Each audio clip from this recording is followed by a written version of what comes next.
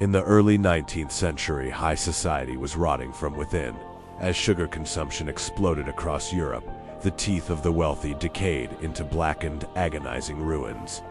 To maintain a smile of prestige, the aristocratic elite demanded a solution only the wealthy could afford: complete sets of artificial dentures.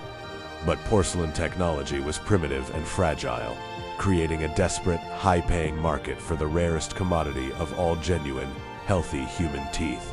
The source of these teeth was a dark, unspoken industry of grave robbing and poverty. But on June 18, 1815, an event occurred that would completely flood the dental market with premium material. On the bloody fields of Waterloo, over 40,000 young soldiers were killed in a single, catastrophic clash of empires. As the smoke of cannons cleared and night fell over the battlefield, a second silent army emerged from the shadows: the battlefield Scavengers. Armed with small iron pliers and lanterns, these looters systematically moved through the mountain of corpses. They bypassed the pockets and watches of the dead, targeting a much more lucrative treasure. With brutal mechanical efficiency, they forced open the cold jaws of the fallen young soldiers and extracted their healthy, complete sets of teeth. In a matter of hours, thousands of dead warriors were stripped of their smiles to supply a grotesque international trade, packed into barrels and shipped across the English Channel. These macabre artifacts arrived directly at the luxury offices of London and Paris dentists. The industry proudly marketed them as Waterloo Teeth. The wealthy elite paid small fortunes to have these dead soldiers' teeth meticulously drilled, wired, and mounted into carved ivory plates. A wealthy lord could smile, eat, and speak using the literal biology of a man who had bled to death in the mud weeks prior. This bizarre parasitic relationship between the living elite and the war dead became the absolute gold standard of dental fashion for decades. Society wore the literal fragments of military slaughter with careless pride, transforming a battlefield horror into a status symbol. No one questioned the moral decay behind the perfect smiles of the aristocracy.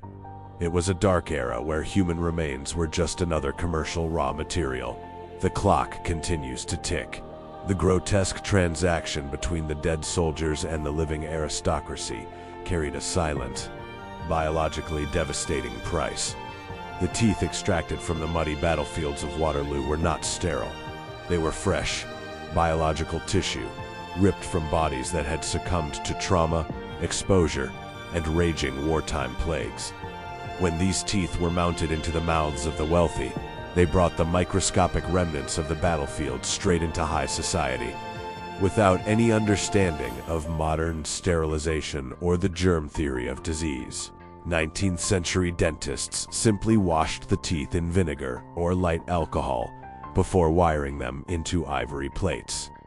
This primitive treatment did absolutely nothing to kill deep-seated pathogens. Hidden within the enamel and roots of the dead soldiers' teeth lay active strains of lethal diseases, including syphilis and tuberculosis, waiting for a new host. Within weeks of wearing their premium Waterloo teeth, wealthy lords and ladies began to experience horrifying physical symptoms. Their gums did not heal. Instead, they erupted in agonizing, foul-smelling infections. The tissue turned a sickly yellow and black as necrosis set in. The very biological fragments they had purchased to project health and prestige were now systematically rotting the living bone structure of their jaws. The epidemic of dental contagion quickly turned into a silent public health scandal. High society showrooms, once filled with flawless smiles, became rooms of hushed terror as prominent figures suffered from systemic infections. The fashion industry of the era had traded human moral sanity for a physical aesthetic, and now the human body was enforcing its biological tax.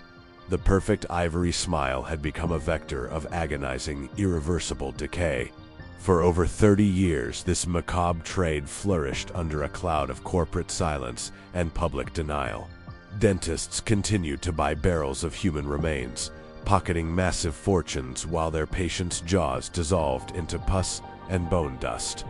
It was a dark era of medicine, where the physical survival of the poor and dead was systematically consumed by the vanity of the rich, proving that style is often written in horror. The clock continues to tick. The mid-20th century brought a radical, irreversible revolution to the world of dentistry, as the fields of microbiology and material science finally unmasked the terrifying dangers of using organic human remains. The macabre trade in battlefield teeth collapsed into historical infamy. Medical boards and legal frameworks across Europe banned the commercial use of corpse tissue, dragging dentistry out of the dark ages of grave robbing and into the harsh light of modern clinical ethics. Dentistry evolved from a primitive craft of survival into a highly sophisticated medical discipline. Researchers abandoned human bone and ivory altogether, dedicating decades to discovering sterile, biocompatible alternatives that could reconstruct a human smile without carrying the active strains of ancient, lethal pathogens. The era of biological pillage was over. Today, the ghost of Waterloo is permanently contained behind a fortress of modern implant technology. The discovery of osseointegration changed everything. Modern dentistry utilizes pure space-grade titanium, a metallic element that the human body does not reject, but actually fuses with, creating an unbreakable, permanent biological bond directly inside the jawbone. The nightmare of organic decay has been replaced by engineering perfection. Inside contemporary dental laboratories, the environment is immaculate, white, and systematically controlled. Computer-guided lasers carve flawless crowns out of pure, high-density porcelain, replicating the optical properties of natural teeth with mathematical precision. We no longer trade our biological health or moral sanity for an aesthetic. We rely on sterile metallurgy and advanced industrial ceramics to rebuild what time has destroyed. The true price of our flawless modern smiles was paid in the silent slaughter and robbed jaws of the old world. We walked through the bloody mud of ancient battlefields and the infected offices of early dentists to reach this sanctuary of pristine medical security. The madness of wearing the dead is gone. True science has taken the wheel, ensuring that progress preserves both the body and human dignity. The clock has stopped. Thank you for traveling back to this dark era with us. What part of medical history shocked you the most? Leave your thoughts in the comments below. Don't forget to like this video and share it with other history lovers.